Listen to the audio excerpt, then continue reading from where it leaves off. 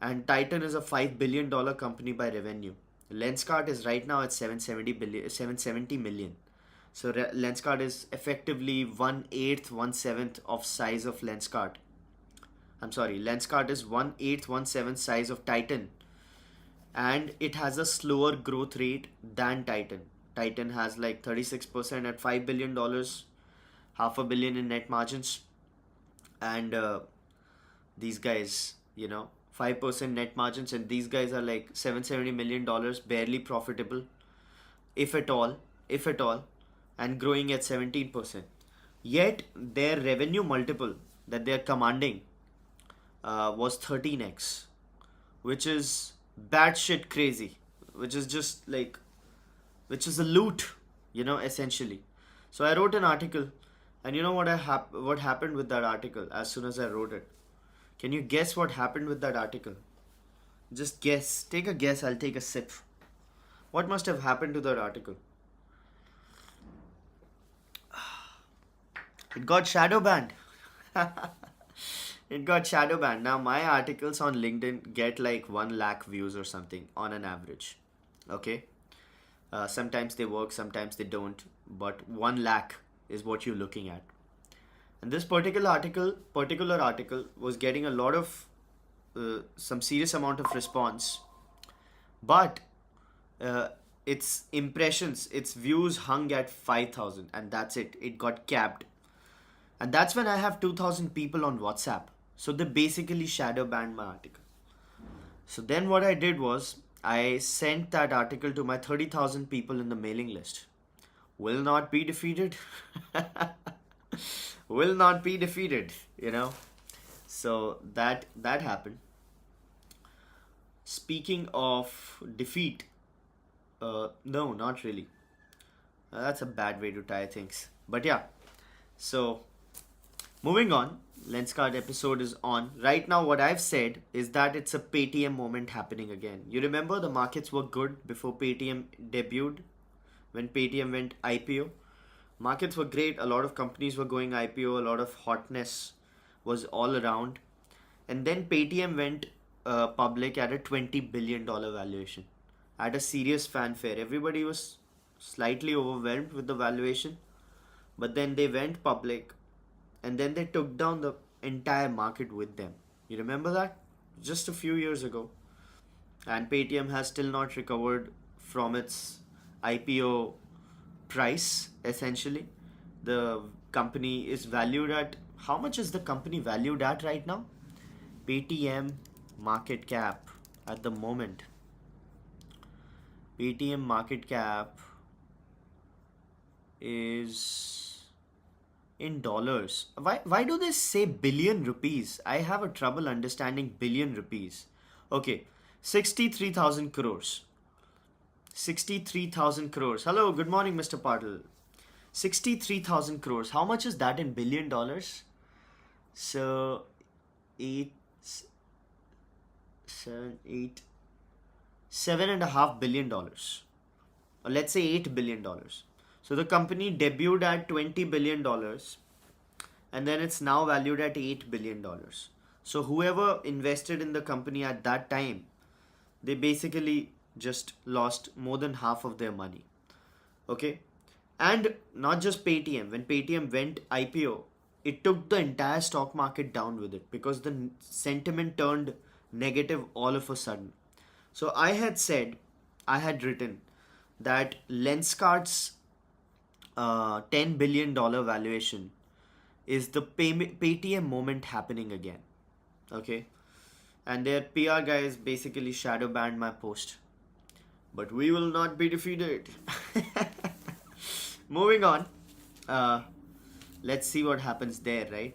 2 bad IPOs happening. I wrote a post about Snapdeal, but Snapdeal is a very small player, hardly matters. Even though the IPO they are having is of 500 crores or something, pretty small, right? 2 really bad IPOs are on the way. One is Oyo, and then there's this overpriced Lenskart. Yes, there's Cure Foods, there's other people, but these 2 people, and Lenskart is not a bad company like Oyo. Lenskart is an okay company. It's done well. It's reasonably well done. Uh, but just because it's better than, let's say, absolute abominations like Oyo, doesn't make it worthy of a 13x revenue multiple when it's essentially an eyewear retailer, right? When the good multiple should be like 3 to 5. It There is no way that the company gets valued at $10 billion when its actual value should be around mm,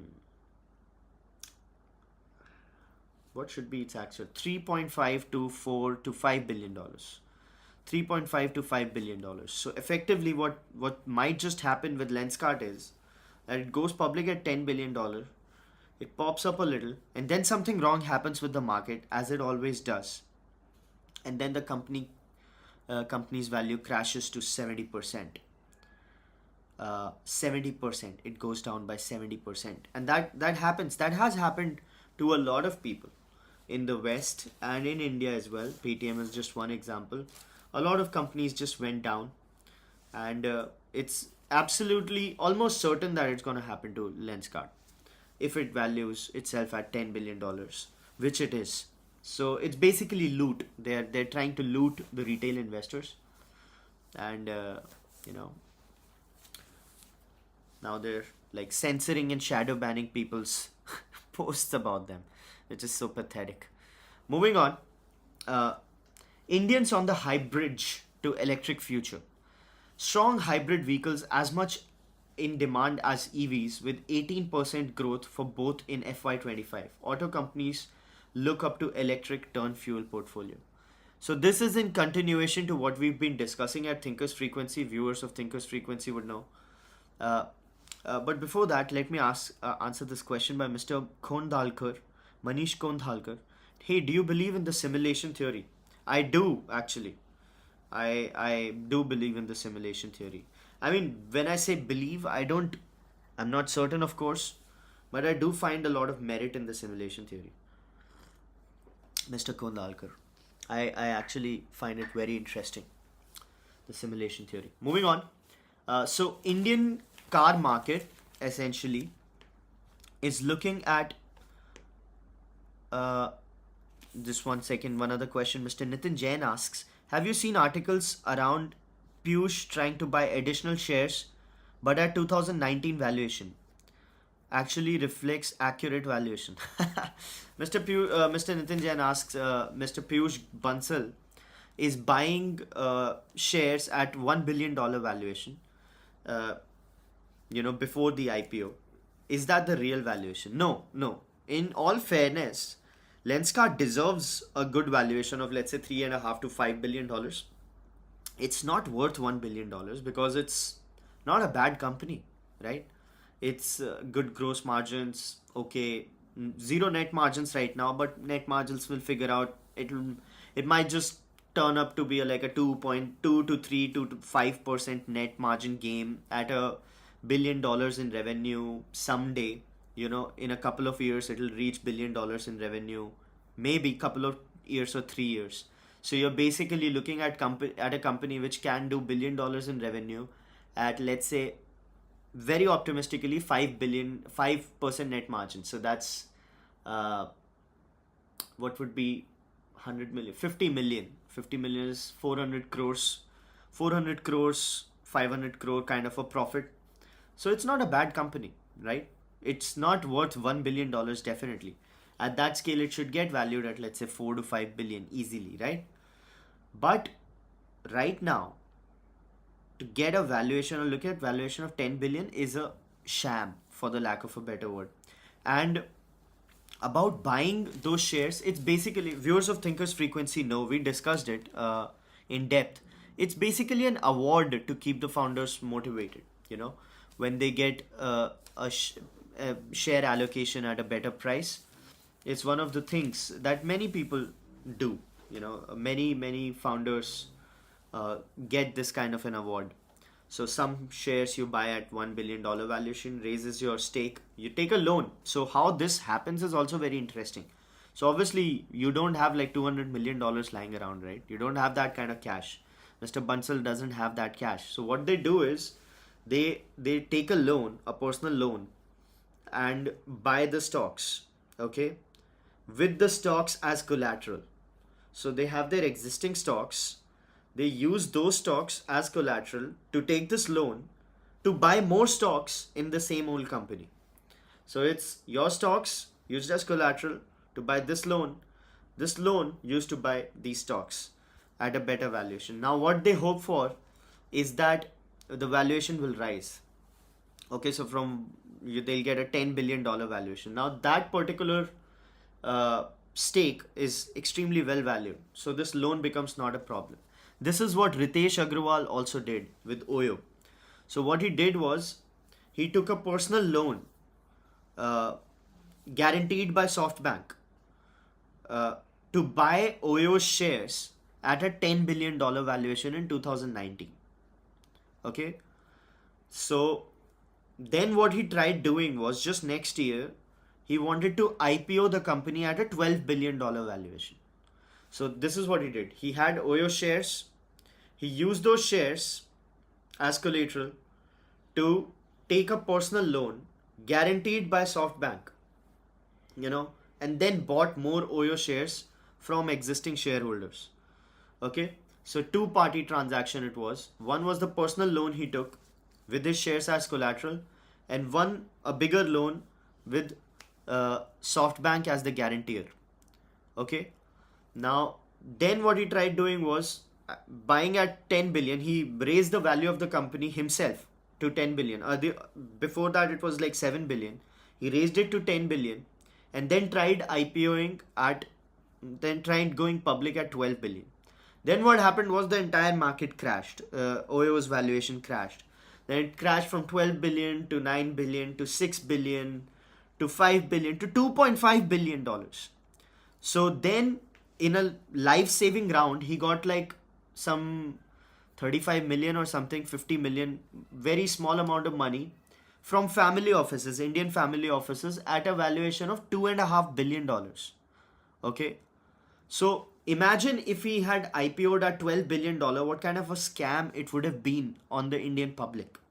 From $12 billion, the company's value came down to $2.5 billion in just like 3-4 years, right? And then after building that company up, now he's trying to IPO again at $5 or $7 billion valuation. So that is the shittiest of all companies, as far as the Indian ecosystem is considered. That's the scam of all scams, Oyo. But Lenskart is not like that.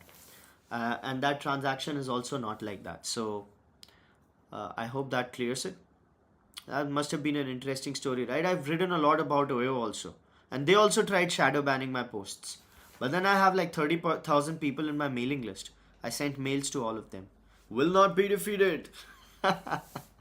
Moving on. Indians on the hybrid edge. So hybrid vehicles are growing as fast as electric vehicles.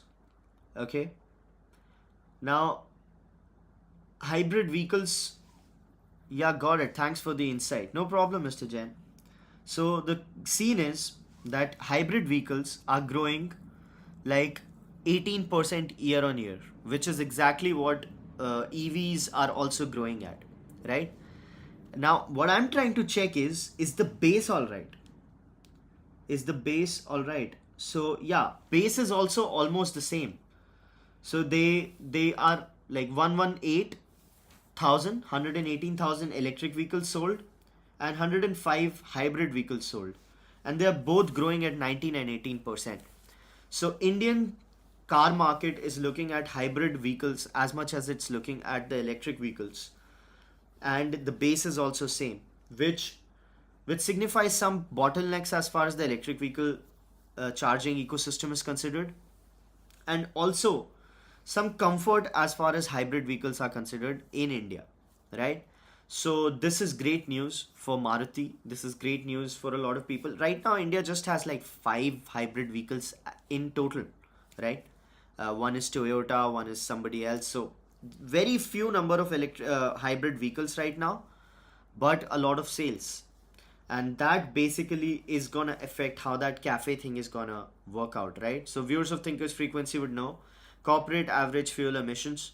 That is the regulation which is kicking in 2027. And before it kicks in, a lot of companies will have to adjust or make sure that their average emissions, fleet emissions, are all right.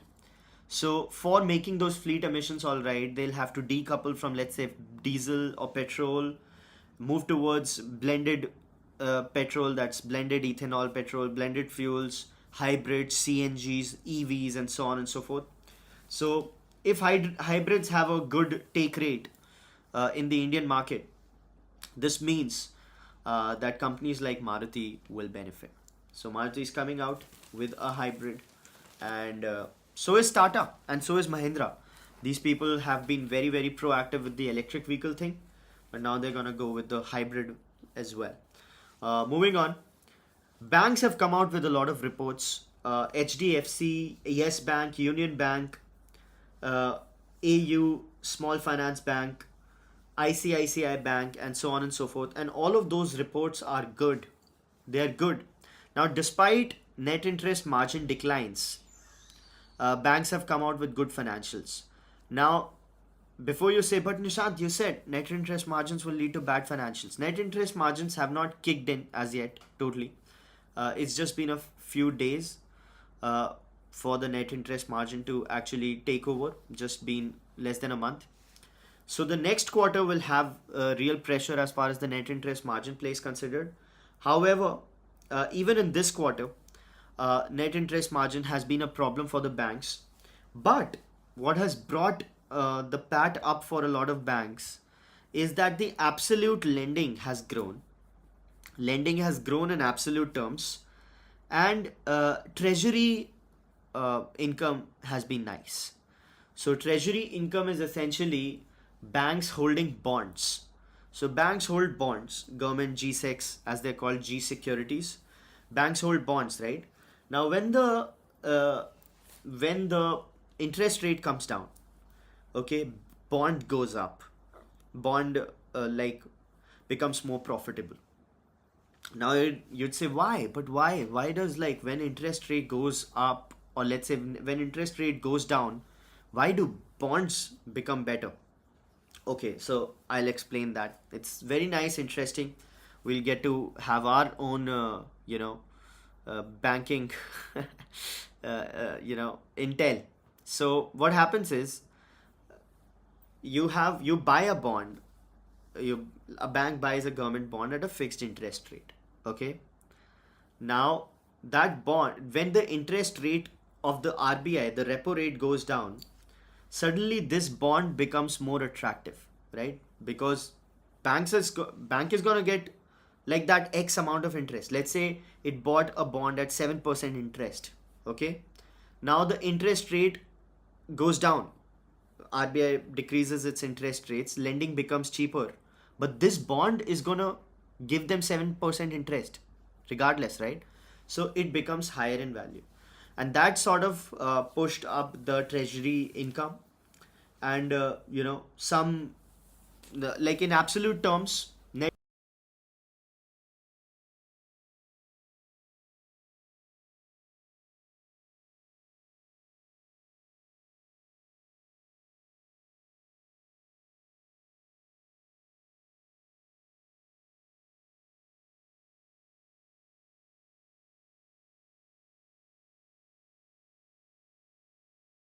Now it's back.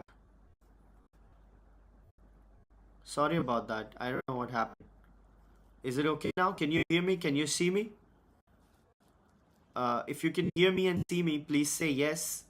I think there's a technical difficulty which happened. The phone got disconnected from the stream, right? Yes. Oh, thank you, Mr. Tiwari, Mr. Patil. Thank you. So, what were we talking about? We were talking about banks giving a good, uh, you know, uh, perspective. So, tomorrow, when the markets go up, and the markets might go up because banks have given a really, like, calming signal to the market. So the net interest income has fallen of ICICI Bank that we saw. Net interest margins have fallen, but net interest margins have fallen, but net interest income has grown. Why net interest income has grown? Because of overall lending going up, right? So that's awesome. That's great. So we should be thankful. In the next quarter, however, the next quarterly income, we might just see serious pressure as far as the net interest income is considered, which might lead to some, you know, problems as far as the stocks are considered. But for now, we're happy. We're happy. Also, it's looking like the RBI will actually look at another rate cut. If it does another rate cut, there's going to be another round of treasury income boost, right? Just what I discussed right now. And that might just balance the net interest margin deficit. Like that might just offsets it, right? That's possible. So banking, good. Thank God for the country. Loans are big, going up. They're trying to really push up the lending, right? If you remember, just yesterday, viewers of Thinkers Frequency would remember that we talked about the government pushing banks to lend to startups, right? So they figured out that Indian banks haven't lent to startups, which is bad. So they said lend to startups. Three banks, top three PSPs, they didn't lend anything to startups, and they said like, you got to do it. So that's happening. Good day for banking, good days for the stock market, I'm assuming. It really fell because of IT and access and everybody. But tomorrow I see something good happening. If not very good, something balancing, something picking up. So let's see what happens tomorrow. Uh, Speaking of let's see what happens, there's a very interesting thing that is happening. With the rising divorce rates in India, what they do is what marriages are doing, what families are doing, they are creating trusts to ring fence the guy's familial property, the inheritance basically. So instead of ownership in the name of the kid, the guy, what families, not just rich families by the way, even the middle class, upper middle class families, what they're doing is they're making trusts and using those trusts as the entity holding that particular property or whatever. Now, which means that when the divorce happens, when something wrong happens, the girl cannot take stake claim on the ancestral property or ancestral, whatever. So that's one way things are happening. Very interestingly, one of my friends, my dear friends, uh, you know, he came over to our house with his wife and everything. So he was for the first time, very good lawyer, great guy. So he came over with his wife, and I was like, I give books to people. Whenever I meet people, I give them books. So I gifted his wife Inheritors. Okay, Inheritors is a book about family businesses. I've talked about it at Thinkers Frequency. Viewers should know. Inheritors, written by Sonu Bhasin ma'am, where she talks about family businesses and so on and so forth. So I said like, you're lawyers, both of you are lawyers, like his Inheritors. And she took the book, and now she's filed a divorce, man, and she's suing him for inheritance. Unfortunate. I hope I have nothing to do with that. So that is happening. Unfortunately, my friend didn't know about this particular thing because it's a real sad situation for him right now. Moving on. Hospitals lay out more beds, but few can lie in them. So Indian hospitals are looking at an overcapacity right now. Viewers of Thinkers Frequency would know a lot of deals happening in the hospital sector. A lot of deals like Aster DM, Apollo, Manipal buying Sayadri hospitals, and so on and so forth. So a lot of investment activity, a lot of private equity action happening in the hospital biz. What they're saying is that once this happens, this is going to lead to some sort of overcapacity as far as hospital beds is considered, and that overcapacity uh, is going to be a problem. But at the same times, they say that most of this capacity, which is getting added because of this private equity action and because of these investments and mergers and acquisitions or whatever, they are happening in the tier 1 cities. So they're saying that tier 1 is getting an oversupply of hospital beds while tier 2 struggles. That's what the report is. Now, India is essentially, according to estimates and industry experts, more than 50,000 beds are likely to be added in organized hospital sector in the next 3-4 years. Apollo, Aster DM, Fortis, Max leading the way. So, and they're not affordable, right? So the thing is, while the addition of more beds can help close the gap in India's poor bed to patient ratio. So there's something called a bed to patient ratio. In India, it is 1.4 beds per 1,000 people. 1.4 beds per 1,000 people. Okay, so you can calculate the total number of beds that the country must have basis this ratio. 1.4 beds per 1,000 people. 1.4 billion people. That's basically some 18 lakh beds, I'm assuming, right?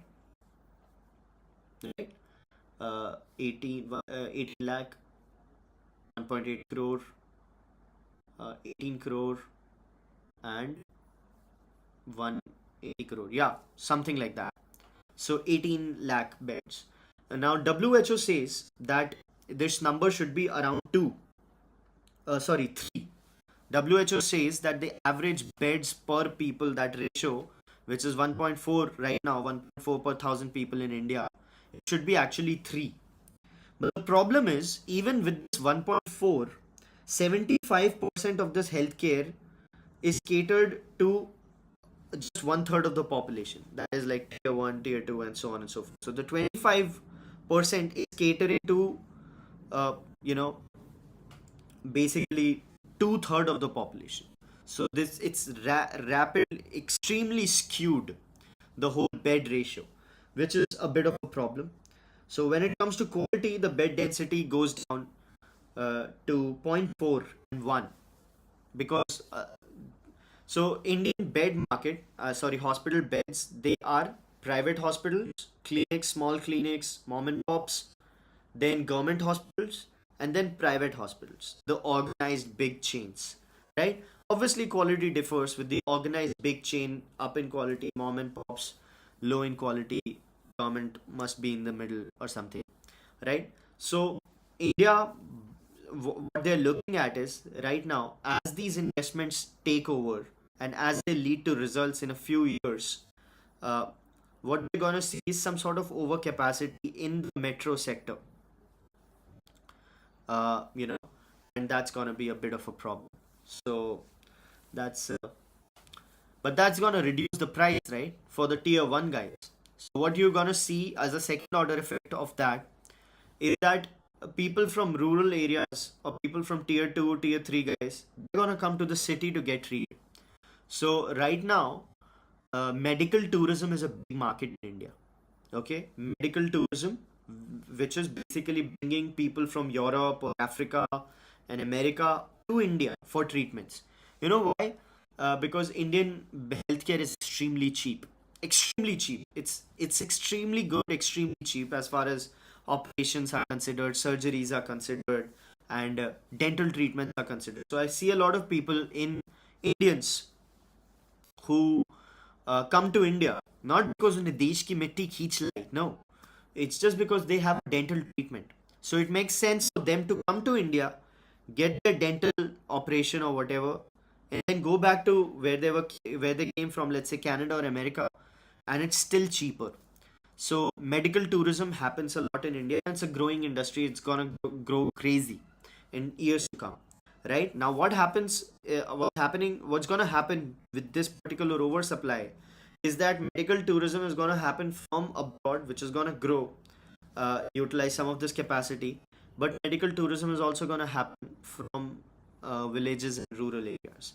Mr. Tarun says that's why unofficial clinics are popular in rural India. Yeah, because they are what exists, right? You don't have an option. Moving on, but this is a very interesting development in the Indian healthcare space, right? Who thought that we'd be looking at anything? like a overcapacity in this space, right? I never imagined that we'll have that problem, because this is a very good problem to have. Overcapacity of hospital beds. Nice, nice, very nice. Anyway, moving on. Soul searching. So, viewers of Thinkers Frequency will remember the Kolhapuri Chapel episode, where Prada essentially stole the Kolhapuri Chapel design, displayed it at Milan Fashion Festival, and then it faced a lot of social media backlash. And then Kolhapuri Association in Maharashtra Chamber of Commerce approached them, and then they said, we're gonna work with you guys. So they came to Maharashtra. They're coming to Maharashtra. They talked about how they'll use Kolhapuri artisan work, and so on and so forth. Now there's a plot twist. Now apparently what happens in this Kolhapuri game is that Maharashtra Chamber of Commerce not the only place. There's also a unit in Karnataka, which is responsible for a lot of Kolhapuri things. So they also have their artisans, they also make it. So Maharashtra and Karnataka and some other place. Now these people are not happy with whatever Maharashtra Chamber of Commerce ended up doing as far as the Prada deal is considered. So they say, who are these people to represent us? We are gonna sue Prada. So now it's gonna be an infight between these two people, where they're just gonna fight amongst themselves. And Prada is saying, so they sent a legal notice, and Prada said, this GI code, the geographical indication code, is not enforceable on us because we didn't say Kolhapuri anyway. We just said leather sandals, and this can be any place, right? So we were being kind right now by coming to you and talking about collaborating. But if you're going legal way and totally unsubstantiated way, it just might just screw itself. So the good deal that could have happened might just get sour because of, I'll say, the name of the people. Maharashtra Chamber of Commerce, you already know. Karnataka government backed Dr. Babu Jagjeevan Ram Leather Industries Development Corporation. That is Lidcar. They have ekdam say, in India, this is what happens, right? When something is happening, everybody needs to come out and assert dominance, right? So this is what has happened. It's gonna screw the deal for now. Moving on. China is making a dam, the world's largest $160-170 billion project across Brahmaputra in Tibet. India is worried, Bangladesh is worried about spillover effects and about some sort of water troubles. Basically, they fear that this could be something like an Indus water treaty game which India plays with Pakistan. We're going to stop your water and stuff. But that's not going to happen because India's dependence on Brahmaputra water is very low. India is very lucky that geographically we are very lucky. Mr. Rajat Rathi says, my 10-year-old son is listening to you now and thinks you are very sharp. Says what he's doing is very helpful. Oh, thank you so much, Mr. Rathi. So sweet of you. So sweet of you. This is very nice. This is very sweet of you. Thank you. And your kid, your 10-year-old kid. Nice. Moving on. Some political chit-chatter which we best not discuss. But Mr. Putin might just be coming to India after a long time. Mr. Putin doesn't really travel a lot ever since Ukraine war. But now there's going to be a summit. Last it happened 4 years ago in Russia. Now Delhi wants to organize that summit. It's going to call Mr. Putin. So let's see what happens there. Very, very big things, right? Moving on. India-US race against August tariff threat. So US has said that August 1 is when the tariffs kick in, right? The tariffs, the huge tariffs. And before then, the trade deal has to be signed, or if it's not signed, it's just gonna send the bill. So Indian teams have been very, very aggressively, very in a haste trying to close those tariff deals. The bone of contention is, of course, the farm and dairy sector, because that India cannot choose to let go. India cannot choose to allow US dairy and farm products to hit the country, because India is pretty much an agrarian economy still. and all of these people are very poor. So if dairy and farm sector gets opened up to US produce, it's gonna be a big problem, right? So they don't want that.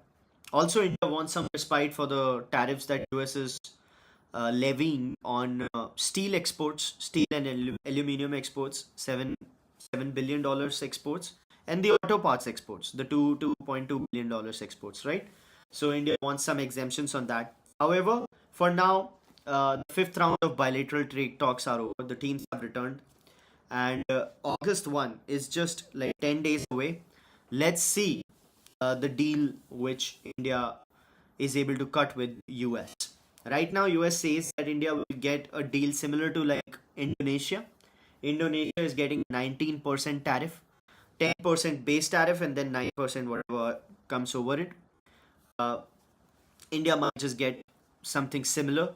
India is obviously hoping for the best tariff treatment, because if India gets a similar deal to Indonesia, you know where the global businesses are gonna go, right?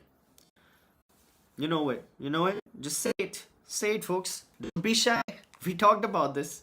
We talked about this in depth. Where will foreign investment or foreign industries choose to go if India and Indonesia have the same tariff situation?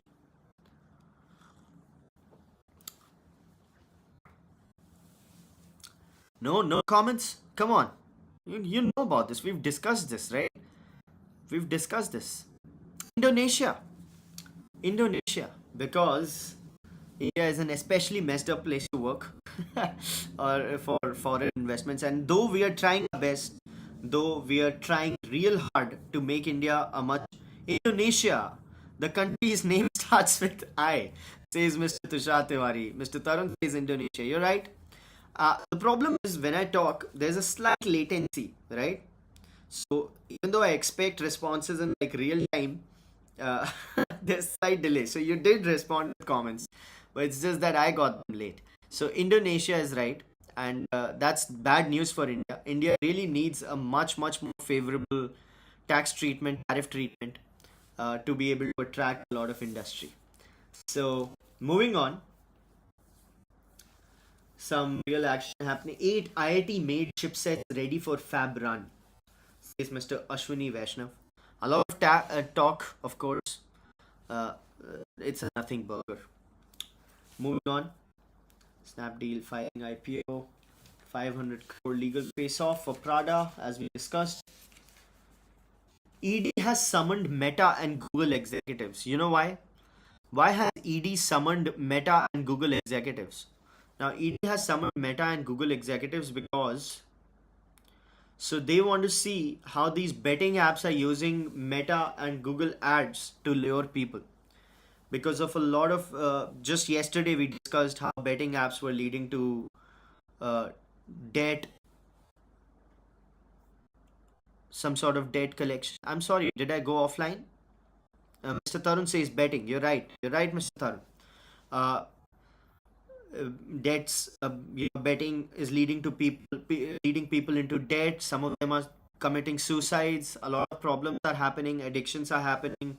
Hawala money, black money. A lot of this is happening now. We have discussed this in depth. Viewer Thinkers Frequency would know. Like I personally was running Virtual Voter, which was a polling platform.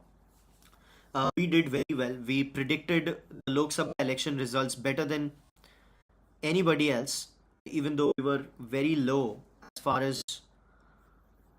One second, there's some technical difficulty which is going on right now.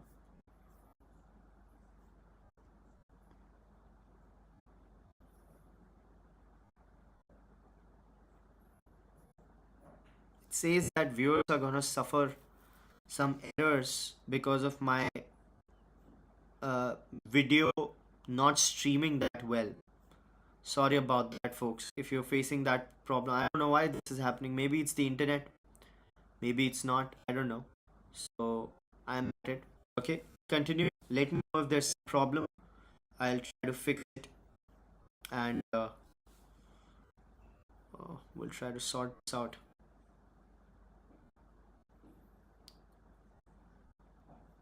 Yeah, can you hear me on LinkedIn and on YouTube?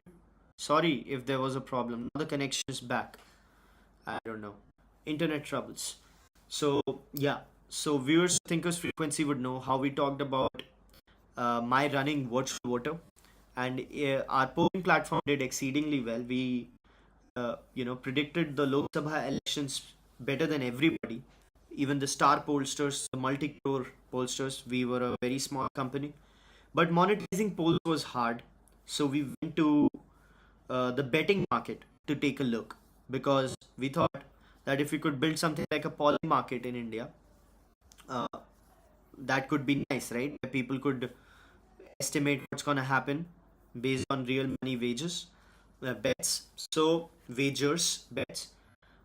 In that process, we met a lot of betting shops which run betting operations sort of in an illegal way. Not sort of in an illegal way, totally illegal way. So they have very complicated operations.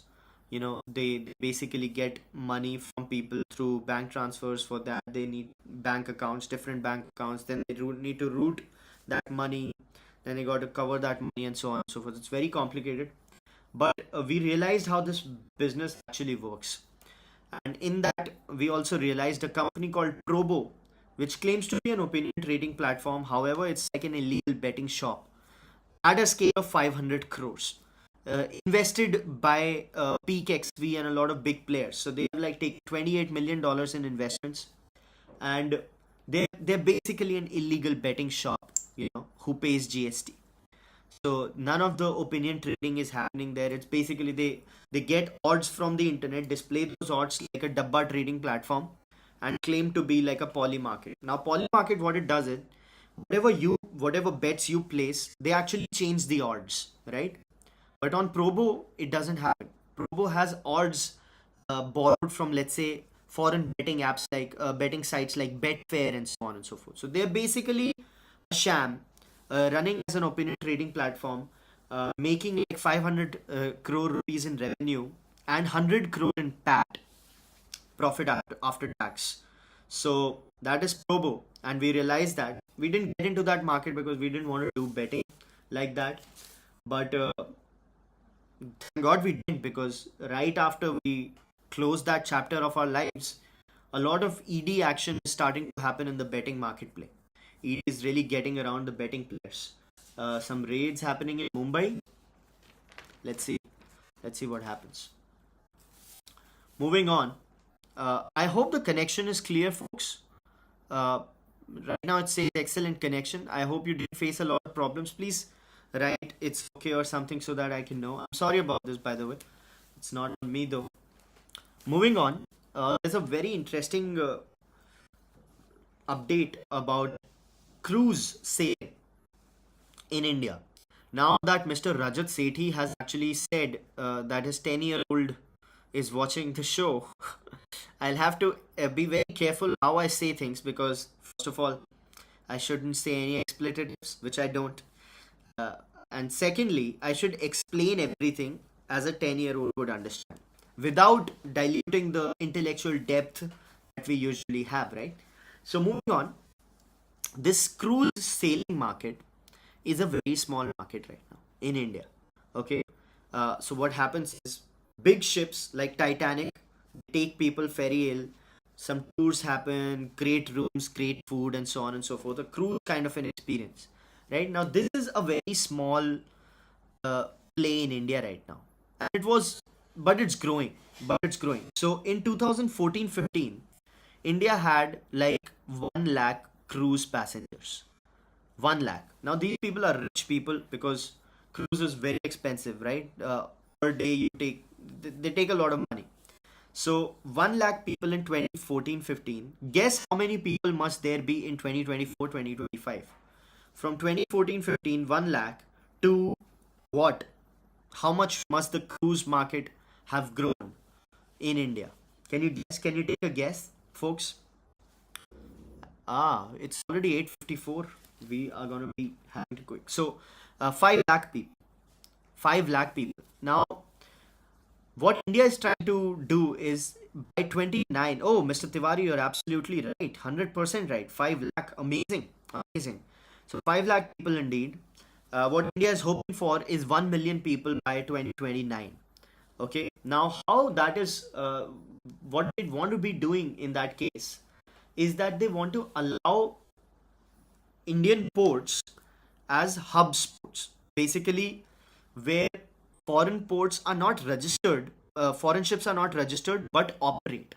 Okay, this requires a lot of tax, you know, tax game, because uh, if you want to allow a ship, you know, as a, to use your hub, you want to give them some sort of tax exemptions, because then if it's complicated, they won't use the Indian ports, right? And India is actually trying their best to make it happen. uh, so they want, because what happens is, this particular cruise thing uh, is a heavy money making operation. It's a very profitable operation, and it leads to a lot of downstream revenue as far as tourism is considered. And this tourism revenue is not like backpacker chindi revenue. Okay, this is not the chindi revenue. This is like real revenue. The cascading effects of this makes a lot of green, you know, makes a lot of boats go up. So I'll tell you the technicality of it. Game changer for India's cruise industry will be the ability to attract more foreign vessels to use Indian ports as home port, which means the port where ship operates from, though not necessarily where it's registered. Home porting will be a great particular catalyst. In 2016, Costa Nia Classica, a foreign vessel featuring a casino, theater, disco, ballroom, and so on and so forth, got the home thing, you know, home port. Its ripple effects were highlighted by government in a 2017 paper, which states a cruise vessel with a capacity of 3,000 passengers generates 1,000 people, 1,000 people get employed with just one vessel having a 3,000 people capacity. Given India has such a big long coastline, we should use it better. Obviously, now I'm gonna come to the best part right now, Mr. Tiwari. But let me complete this one. Yes, uh, the ripple effects extend to local businesses, with each passenger spending at least $70 to $100 a day on land excursions. You know, leading to substantial $70 to $100 a day. $100 is essentially 8,000 bucks. 8,000 bucks a day. Now these cruise guys, they spend a lot of money when it comes to land excursions. So when they use this as a home port, they go, this is great, right? So what they're trying to do is they're trying to create Mumbai. Mumbai is obviously the hub. They're trying to create Cochin. They're trying to create other hubs. And you're right, the long coastline is very, very favorable if India can attract a lot of foreign. Because we can't expect India to be making their own vessels right now. That's impossible. But yes, if foreign players can be attracted, maybe someday Indian companies will also start making their own vessels. Secondly, a new market is rising as far as this place considered, which will have Indian capacity, right? And that is the inland waterway, the national waterway, the river, ships essentially, which is like a new market. Now, this didn't happen, but this vision was created in 2014 around, and they said we have such big rivers and we have so many rivers in this country. What if we could have like inland waterways? So the first step is, you can't, right now those rivers are dirty, right now there's a lot of problems, so you can't expect people to be going in those rivers, right? However, you can transport stuff through inland waterways. So what they did was, from Banaras to Bengal, they actually transported from Agra to Bengal or something. They transported a shipment of footwear, you know, to Bangladesh. At that time, Sheikh Hasina government was there in Bangladesh, which is a very pro-Indian government, which was a very pro-Indian government. So they actually went forward with this whole through inland waterways. Now that is gaining traction. Not going to Bangladesh at all anymore, but that's gaining traction and all. And if that gains traction, then you'll be looking at ships making tours in rivers as well, and that's gonna be a little cheaper, but it's gonna be a totally new market. It's a new frontier which is gonna happen. Speaking of new frontiers, there's another new frontier that we must discuss, and it's called thrifting. You know about thrifting? Thrifting is basically used clothes, second-hand clothes, getting refurbished and used by new people. That's called thrifting. Thrifting is picking up, especially by northeastern suppliers, northeastern entrepreneurs. So, Northeast has become a hub of thrifting on Instagram as urban audiences search for unique pieces. Now, Northeast guys are right for doing this. They have an impeccable dressing sense, impeccable fashion sense. They are like really tight as far as this place is considered. So, they are perfect for this business. And also, thrifting as an activity is a beautiful thing. Can you guess why? Why is thrifting such a good thing? If you can think about it, just think about it. Why is thrifting such a good thing? The used clothes refurbishing. It's very good for the environment. It's very good for the environment. So you can a jeans makes like takes thousands of liters to make, right? Clothes take like thousands of liters of water to make. It's a very very carbon heavy, water heavy, environment heavy activity, making of clothes. Thrifting leads all of that out. So basically, you reuse clothes, you're refurbishing clothes, which takes to a lot of which leads to a lot of good environmental outcomes, and it also pocket friendly because obviously it's going to be less than what you would originally pay for some very expensive piece of clothing, right? And it's also a good business if you can do it. So these northeastern people, they are being able to do it, and I love that because they are the right people for this business. They have an impeccable fashion sense, and they're it's very hard because to gain traction online, you can only sell online, right? So you have to create an Instagram page and so on and so forth. But gaining traction for an Instagram page is not easy, and ads might just bring a lot of noise. So you have to have some sort of organic footprinting. But Northeastern people are so pretty. The women are so beautiful. I'm sure getting online followers would not be hard for them. Should not be hard for them. So I'm rooting for them. Some real big players in this small market. Big players, I mean small businesses, but people who've been leading the way are Manipur-based Nahon Tongshang Now. So I'm gonna repeat it. That's what you come. That's why you come to me, right? So that I can butcher foreign or let's say unfamiliar pronunciations. So Nahon Tungshung Now uh, is one of the players, and there's another person called Thong, Rachel Gunal Thong, whose partner is Lima Tenzuk Ozukum. So good players. I love Northeast. I absolutely love Northeast. I find people from Northeast very, very nice. Very, very nice.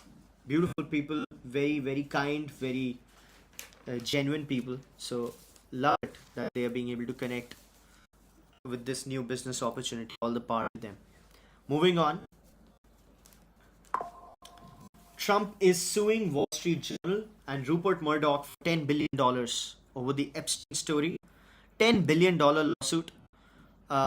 It's against Fox News, the founder of Fox News, Rupert Murdoch, and uh, you know Wall Street Journal, which is a Fox News organization. So this is about the Epstein story, where Wall Street Journal published a report which alleged that Trump had a relationship with Epstein. But that's not true apparently, because that relationship was long before Epstein was proven to be a problematic character, and Trump has not been a part of the Epstein files, so to speak. So Trump is suing Rupert Murdoch. Now this would have been impossible a few years ago. You know why? Because Rupert Murdoch and Fox News were the conservative voice, the right wing media voice. Okay, and US doesn't have a lot of right wing media voices. So US media is basically left leaning. Like all the MSNBC, ABC, CBC, CNBC, CNN, all of those people, they are left leaning. And Rupert Murdoch and Mr. Murdoch and Fox News are the only right wing guys. And until now, it would have been very, very unwise for any right-wing politician to actually try and fight uh, Fox News, because they are the media voice, right? But times have changed. Mr. Rupert Murdoch is 91 years old, and his kids have taken over. And Lachlan, the kid who's actually running Fox News right now, is more of a lefty, and its tone has changed, and it's no longer the place. And also, TV has fallen. So the media companies essentially are not what they used to be, right? Which is the reason why Trump and everybody else can now go for the media companies, because they're fallen soldiers essentially. Moving on. Moving on.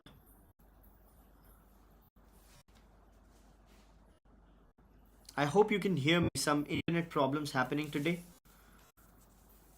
So, there's a big report on pictures, profile pictures, and how people pursue them. There's a gender nuance in how profile images are approached. Women generally tend to be more intentional and conscious about how they're perceived online. A 2014 research from University of Pennsylvania found that men more often choose profile pictures that emphasize status, while women favored warmth and emotional expressiveness. Now, did they have to do that? Did they need that study? Did they actually need that study to find out that men in their profile pictures want to emphasize on status, while women want to emphasize warmth and emotional expressiveness? Or they could have saved some money in that research, right? They could have saved some money in that study. You know how? You know how they could have saved that money, right? Just pay Nishant, says Mr. Tushar Tiwari. Just ask Nishant, right? Just ask Nishant. Nishant, do you think that men are more likely to, have profile pictures which emphasize on status than women? We have $1.5 million parked for this research. I'm like, stop, stop, stop, stop. Don't pay that money. Pay half of it. And the answer is yes. Yes, that's it. That's your study. So, these people did that study. Uh, and they have a dating data which says profile pictures lead to. Again, they have done a proper study where they surveyed people, uh, you know, about whether pictures help on dating apps. Right? They needed a study for that. They needed a proper survey for that. Again, somewhere they could have used or saved money. By the way, I have got an interesting factoid as far as dating apps are considered. The gender ratio in America for Bumble, Tinder, and dating apps like that is like 55-45. 55 females, 45 males, right? Uh, it's heavily skewed, and it's pretty balanced, like 55-45. More females than males. Good news for males.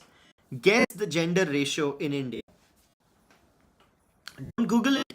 Just just guess the gender ratio of Bumble, let's say, in India. What must be the gender ratio of Bumble in India? 70. 70 males, 30 females. Is that what you're saying, Mr. Tarun? Just clarify. Or do you mean 70 females and 30 males? I'm sure you didn't mean that. But still, would you clarify? Yes. Okay. No, that's not the right answer. The right answer is 95. 95 males, 5 females. 90-10. 95 males. That's where it hovers. 90-10 to 95-5. That's how difficult it is for guys to get matches on dating apps in India. How does that sound, man? How does that sound to you? Isn't that very, very dark? That makes you maybe it's in Grinder. No. Grinder, I don't.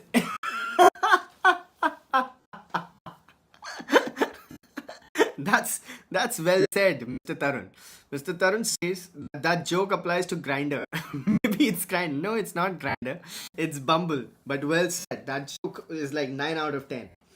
9 out of 10. Ringo Starr, the drummer of Beatles, has turned 85. That's a legend. That's pretty awesome if you think about it. And that's what I have for you, ladies and gentlemen, today. It's 9-9 already. We got to punch in. We got to go to work. Sorry for taking a lot of time, but this was fun. This is always fun, by the way. This is such a great way to celebrate a morning. It's just beautiful. Thank you all for joining, Mr. Rajat Rathi and your son, Mr. Nitin Jain, Mr. Patil, Mr. Kondhalkar, Mr. Tiwari, Mr. Tarun. It was lovely talking to you all. This brings us to the end of the 56th episode of Thinker's Frequency, our daily mental workout, our daily dose of insights and analysis which don't lead to paralysis right before we punch in. I wish you a beautiful day personally and professionally, and I'll see you tomorrow, same place, same time, hopefully. Bye bye.